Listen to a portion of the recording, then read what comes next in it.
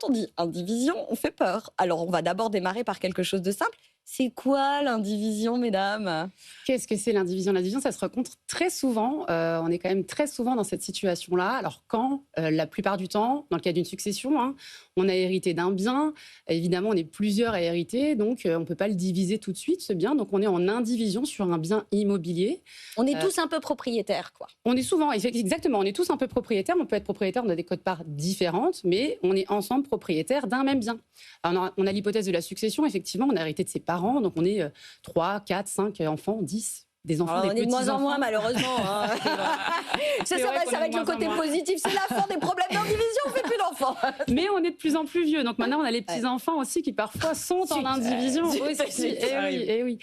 Donc il y a cette situation-là. Il y a aussi la situation plus simple d'un couple qui a acheté un bien immobilier et puis qui s'est séparé ou qui, pour une raison X ou Y, Il y a voilà. plus de séparation que d'enfants en ce moment. Ouais. Aussi, en fait, je parle que de choses négatives. C'est assez incroyable.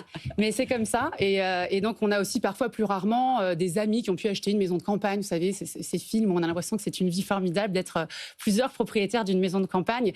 Et puis parfois, on s'en rend compte, mais aussi dans les films, que ça peut être un enfer. Et c'est ça. Effectivement, l'indivision, c'est un bon titre de film, ça. Indivision. Et c'est exactement ça. C'est être plusieurs propriétaires d'un bien immobilier. Et si on en parle, c'est qu'il y a des problèmes. D'ailleurs, on a un député qui a voulu légiférer sur le sujet. Si on en parle, c'est qu'il y a des problèmes. Parce qu'en réalité, après, derrière, pour savoir ce que je fais de ma petite part, encore faut-il que tout le monde soit d'accord.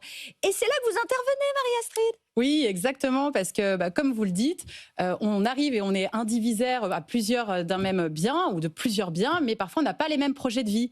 Certains ont besoin d'acheter leur résidence principale, d'autres veulent faire une donation à leurs enfants, d'autres veulent juste mener leur projet et ils n'ont pas les mêmes intérêts. Donc à ce moment-là, on se retrouve en fait coincé, parce que si on n'a pas l'unanimité en fait des personnes qui souhaitent vendre, c'est-à-dire que même une personne minoritaire qui a 10% du bien refuse la vente, on se retrouve bloqué. Et à ce moment-là, Il n'y avait pas une histoire des 2 tiers dans l'indivision? Oui, ça c'est plus pour la gestion des biens. D'accord. Exactement. Ça c'est pour gérer le bien. Si on a la majorité des 2 tiers, on peut prendre des décisions de gestion sur le bien. Mais pour vendre un bien, il faut l'unanimité.